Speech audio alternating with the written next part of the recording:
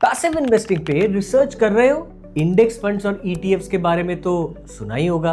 जब भी लोग इंडेक्स फंड्स और ईटीएफ्स को कंपेयर करते हैं तो अक्सर ये कंपैरिजन एक्सपेंस रेशियो यानी कि फंड मैनेज करने की फीस पर आकर रुक जाता है, क्योंकि ईटीएफ्स का एक्सपेंस रेशियो इंडेक्स फंड्स के कंपैरिजन में जनरली कम हो सकता है। इसलिए कई इन्वेस्टर्स ये मान लेते हैं कि कम एक्सपेंस रेशियो का मतलब ऑटोमेटिकली बेटर चॉइस है।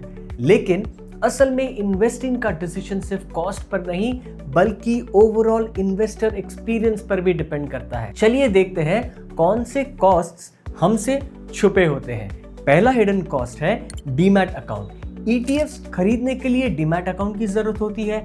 डीमैट अकाउंट मेंटेन करने के लिए एनुअल मेंटेनेंस चार्जेस या दूसरे अकाउंट रिलेटेड कॉस्ट्स लग सकते हैं जो आपके ब्रोकर पर डिपेंड करते हैं। दूसरी तरफ इंडेक्स फंड्स में इन्वेस्ट करने के लिए डीमैट अकाउंट की जरूरत नहीं होती। आप डायरेक्ट म्यूचुअल फंड प्लेटफॉर्म या एएमसी के थ्रू इन्वेस्ट कर सकते हो। अगर आप सिर्फ लॉन्ग टर्म वेल्थ क्रिएशन के लिए पैसिव इन्वेस्टिंग करना चाहते हो तो आपको ये सोचना जरूरी है कि डीमैट अकाउंट मेंटेन करना आपके लिए जरूरी है या नहीं। दूसरा फैक्टर है लिक्विडिटी। इंडेक्स फंड में जब आप इन्वेस्टमेंट करते हो या अपने यूनिट्स रिडीम करते हो यानी कि निकाल लेते हो, वो प्रोसेस सीधा एएमसी के थ्रू होता है। लेकिन ईटीएफ में स्टॉक मार्केट ट्रेडिंग होती है। उससे क्या होता है? उससे ये होता है कि जो ईटीएफ्स ज्यादा ट्रेड होते हैं उनकी लिक्विडिटी ज्यादा हो सकती है। जिन ईटीएफ्स में ट्रेडिंग एक्टिविटी ज्यादा होती है उनमें यूनिट्स को बाय और सेल करना कंपैरेटिवली आसान हो सकता है।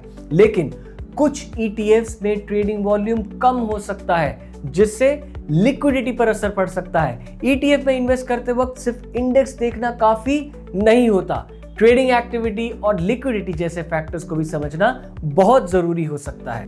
बिगिनर्स को भी समझना चाहिए कि ईटीएफ इन्वेस्टिंग सिर्फ इंडेक्स ट्रैक करने तक लिमिटेड नहीं होता। इसलिए कभी कभी ईटीएफ की मार्केट प्राइस उसकी एक्चुअल वैल्यू से थोड़ी ऊपर या नीचे हो सकती है। यही रीजन है कि ईटीएफ्स के साथ बिड आस्क स्प्रेड और ट्रेडिंग वॉल्यूम जैसे फैक्टर्स को भी समझना जरूरी हो जाता है। हाँ, ये एक एडिशनल कंसिडरेशन है ईटीएफ्स के लिए, लेकिन ईटीएफ्स कई इन्वेस्टर्स के लिए एक सूटेबल ऑप्शन हो सकता है। बस हर इन्वेस्टर के लिए हो ये जरूरी नहीं। एक और फैक्टर है जो लोग कंसिडर नहीं करते, वो है investor behaviour. ETFs stock trading apps के अंडर ट्रेड होते हैं जहां स्टॉक्स और लॉन्ग टर्म इन्वेस्टमेंट्स एक ही जगह दिखते हैं। जब स्टॉक्स खरीदना और बेचना इतना इजी हो जाता है तो इंपल्सिव बिहेवियर का चांस बढ़ जाता है, और जब इन्वेस्टमेंट की कीमत हर मिनट स्क्रीन पर दिखती है तो डर और लालच दोनों इमोशंस बढ़ सकते हैं। चलिए मान लेते हैं अगर मार्केट एक दिन अचानक गिर जाए और ईटीएफ होल्डर अपने ट्रेडिंग ऐप में प्राइस गिरता हुआ देखकर डर जाए और बेच दे। वो डिसीजन उसके लॉन्ग टर्म प्लान के हिसाब से सूटेबल हो ये जरूरी नहीं। इंडेक्स फंड्स में इन्वेस्टमेंट्स एक्सचेंज पर ट्रेड नहीं होते, इसलिए कई इन्वेस्टर्स को रोज रोज प्राइस मूवमेंट्स देखने का एक्सपोजर कंपैरेटिवली कम मिलता है। तो फिर किस इन्वेस्टर के लिए कौन सा फाइनेंशियल प्रोडक्ट सूटेबल हो सकता है?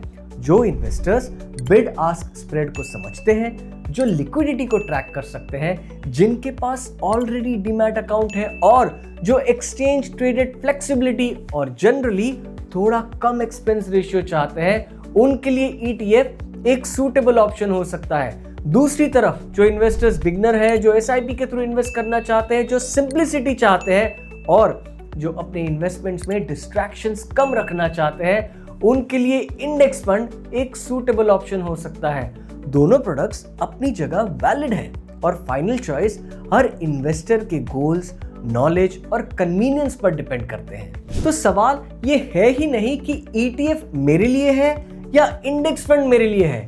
रियल सवाल ये है कि कौन सा स्ट्रक्चर आपको आपके गोल्स के हिसाब से सूटेबल लगता है। लेकिन दोनों में से कहीं भी इन्वेस्ट करने से पहले अपने फाइनेंशियल एडवाइजर से कंसल्ट करना ना भूलें। म्यूचुअल फंड निवेश बाजार के जोखिमों के अधीन हैं।